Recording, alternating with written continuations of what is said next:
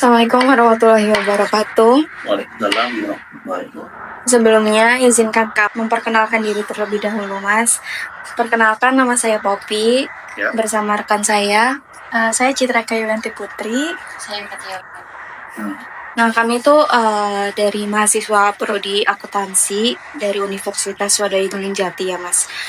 Kehadiran kami ke PT Global Warna Indonesia ini mau memperoleh informasi terkait si kompensasi dan manfaat karyawan yang ada di PT Global Warna Indonesia ini sebagai bagian dari tugas observasi mata kuliah, Mas. Baik, silakan Pak. Ya. Terima kasih atas kunjungan dari mahasiswa Universitas Gunung Jati ya. Perkenalkan, nama saya Iqbal Alizunizar.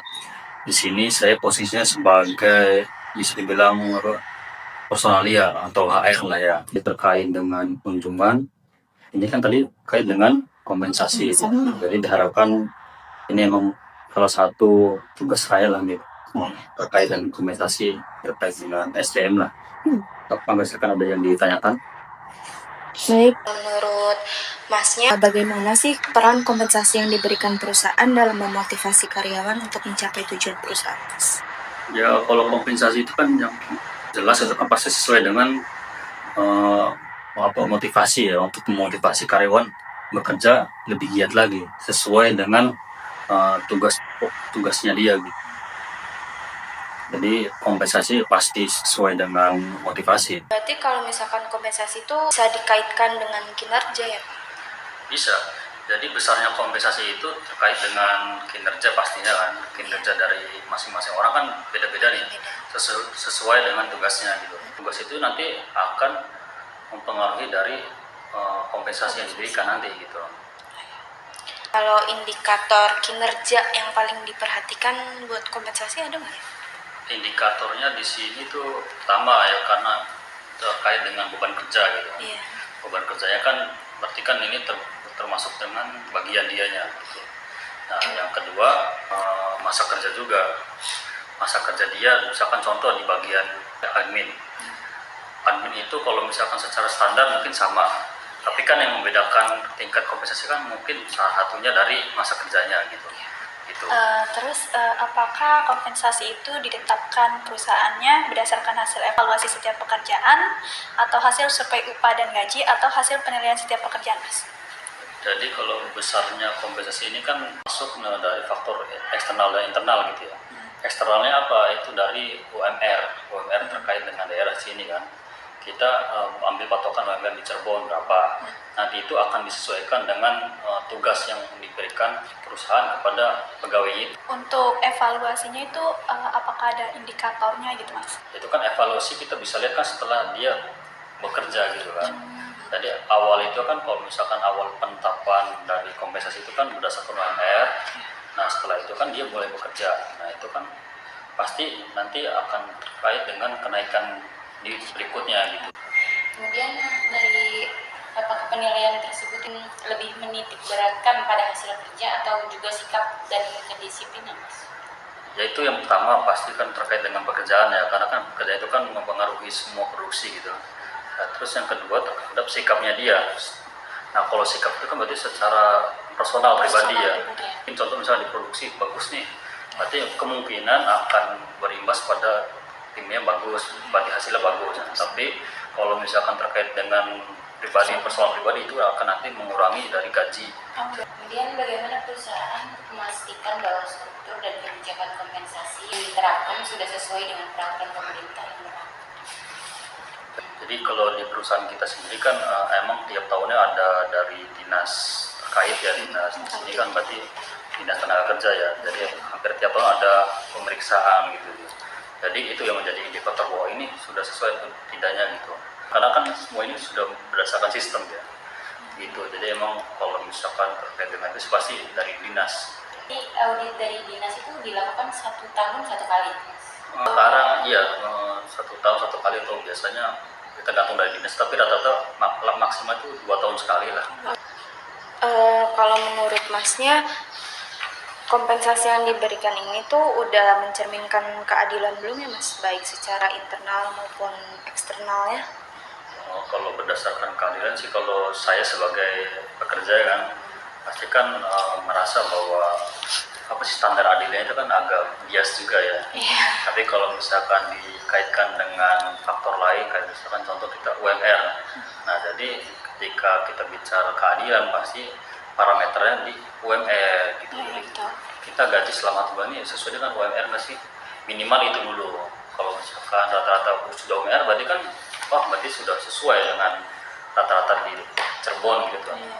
Apalagi kalau misalkan di perusahaan itu kan tidak terkait dengan gaji aja, semua ada kayak bonus, ada mungkin tunjangan kehadiran atau tunjangan-tunjangan lain, uang makan atau apa. Jadi menurut saya ini sudah sesuai dengan ini sih, sudah puas lah. Berdasarkan pengamatan Mas nih, apakah kompensasi ini tuh memberikan kepuasan bagi karyawan atau enggak? Kalau dari sisi perusahaan itu kita sudah berupaya untuk memberikan kepuasan kepada karyawan. Agar apa? Agar pekerja itu juga kan semangat kerjanya. Iya. Kalau misalkan kita hanya memberikan kompensasi atau gaji yang di bawah standar, pasti karyawan juga akan menuntut. Saya kerja dari sekian, bagian ini, kok gajinya segini. Nah, parameternya apa? Pasti kan dengan perusahaan lain atau apa. Apalagi di kita ini kan bukan hanya sekedar gaji pokok, ada juga namanya kayak bonus. Gitu. Nah, itu juga salah satu untuk yang membuat motivasi kerja dia meningkat gitu. Untuk perusahaan sendiri tuh pernah nggak sih menerima masukan atau keluhan karyawan Mas? Terkait kompensasi ya, Terkait dengan kompensasi itu kan pasti kita konsultasi lah. Maksudnya kita buka forum di karyawan sendiri, misalkan mungkin dari biasanya kalau misalkan apalagi awal-awal tahun ini kan nanti terkait dengan kenaikan gaji atau apa, biasanya nanti kita rapatkan dulu di jajarannya, khususnya biasa di kepala-kepala bagian, itu kan terkait dengan tugasnya gitu. Apakah kenaikan ini perorangannya ini, nih perorangan ini dia menurut kepala bagian si A ini naiknya Pak, ini bagus Pak, untuk direkomendasikan naik gaji sekian, kayaknya cocok nih Pak, oke. Nah, ada juga mungkin dari kepala bagian, ya kan yang kepala bagian lebih tahu ya, Pak ini kayaknya orangnya biasa aja, tidak terlalu menunjukkan kinerjanya gitu. Jadi mungkin kenaikan gajinya hanya sekedar ya sesuai dengan standar aja lah. Nah, jadi gitu. Jadi pasti ada ngobrol lah. Kemudian Mas, dari perusahaan sendiri itu memiliki kebijakan khusus dalam penentuan gaji pokok. Kebijakan khusus bagaimana? Untuk penentuan gaji pokoknya dari awal. Biasanya kalau untuk gaji pokok itu biasanya berdasarkan ini sih ya bagian ya. Bagian umum sih bagian sih. Nanti kan misalkan contoh bagian admin taruh gaji pokoknya di berapa, anggaplah UMR untuk admin. Untuk misalkan bagian produksi atau rata-rata yang setara dengan admin atau yang bagian produksi bawah gitu, mungkin sama dengan UMR. Tapi kalau misalkan untuk yang di atasnya kayak misalkan kepala gudang atau apa, pastikan di atas UMR untuk gaji pokoknya. Nah, tapi kan baik lagi kalau misalkan secara itu kan gaji pokok ya, tapi take home pay itu pun pasti berbeda. Dari pemberian tunjangan sendiri kepada karyawan itu saat ini udah memenuhi persyaratan yang berlaku belum Mas? Berdasarkan tunjangan yang diberikan ya. Iya. Kalau kita kan baik lagi berdasarkan dari dinas ya yang kita rekomendasikan. Nah, di sini sih menurut kami perusahaan kami sudah berupaya semaksimal mungkin ya dengan tunjangan yang diberikan kepada karyawan. Di sini aja contoh ada tunjangan uang makan. Nah, terus ada tunjangan transportasi, gitu kan. Itu di luar gaji gitu. Apakah seluruh proses dan prosedur terkait kompensasi dan manfaat karyawan dijalankan secara konsisten perusahaan? Yang pasti konsisten ya, karena kan kalau itu kan sudah berupa sistem ya. Jadi emang sistemnya kita emang dari dulu seperti itu, jadi tiap tahun pasti akan ada. Paling yang membedakan itu cuma tinggal kenaikan gajinya itu. Kayak misalkan kayak tahun kemarin labanya naik, kemungkinan untuk persentase naiknya juga bisa jadi. Tapi kalau misalkan kecil gitu, nanti juga kita akan konsultasi dengan karyawan ini. Tahun kemarin dan kecil ini gimana baiknya? Kalau misalnya kita kenaikan gaji, misalkan tidak memungkinkan, bagaimana solusinya? Apakah dinaikkan di yang lain atau diberikan bonus atau apa? Nanti itu maka kita selalu bicarakan. Nah, kalau misalkan ada perubahan kebijakan dari pemerintah atau dari perusahaan, gimana sih Mas cara perusahaan menyampaikan hal tersebut ke karyawan? Biasanya kalau berdasarkan ada kebijakan dari pemerintah ya kan biasanya selalu dirapatkan sih ya. Misalkan contoh kayak tahun ini, misalkan awal tahun biasanya kan ada perubahan UMR atau apa, biasanya pengaruhnya ke BPJS atau apa, nanti kita jelaskan. Nih tahun ini ada kebijakan baru terkait dengan penggajian atau apa, nanti kita terangkan ke karyawan gimana. Baik Pak, terima kasih banyak waktunya ya. Mungkin sekian pertanyaan dari kami. Iya. Semoga menjadi bahan wawasan. Iya.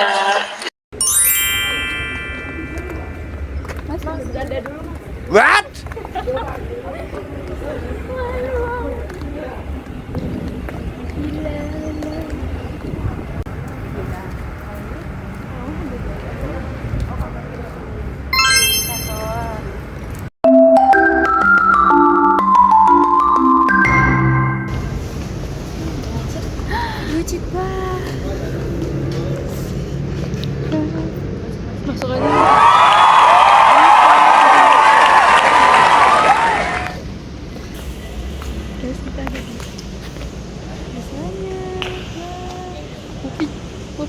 Jadi guys, sini kita lagi ada di produksinya guys, proses produksi headset.